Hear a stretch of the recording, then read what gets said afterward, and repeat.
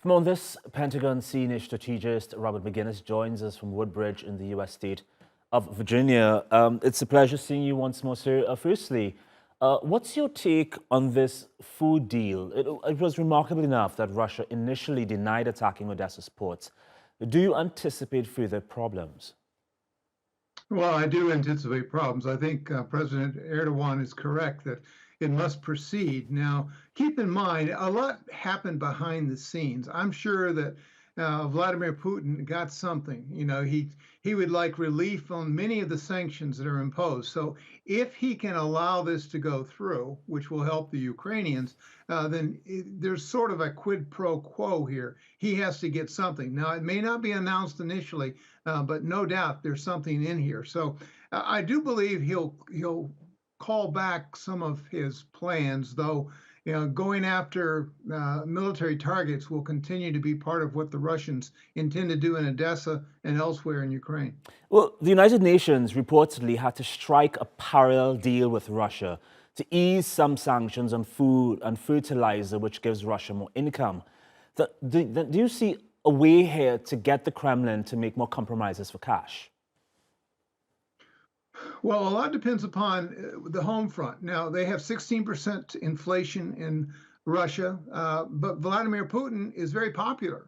By one poll, 80% of the people support what he's doing, not only in Ukraine, but elsewhere. So he's got a pretty powerful position to come from, but that won't last forever. And so, yes, he does need some help. Now, we've seen that he's really tightening the noose on liquid gas or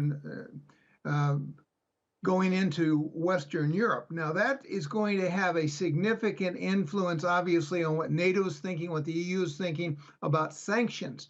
So I believe behind the scenes, we have a lot of negotiation happening, and whether or not Sergei Lavrov, in Egypt, or some of the other emissaries are all over Europe trying to talk some sanction relief into the mix. And so there may be some gas relief, there may be grain relief, but I do believe that this war will continue. As you indicated, your reporter said, HIMARS is having a significant impact on the battle in the east, especially in Donbass. I think it's stabilized to a certain degree, and the Ukrainians are taking out a lot of ammunition depots of the Russians, besides killing a lot of people. So, this war may be into the 6th month, but I think it's going to continue for some time.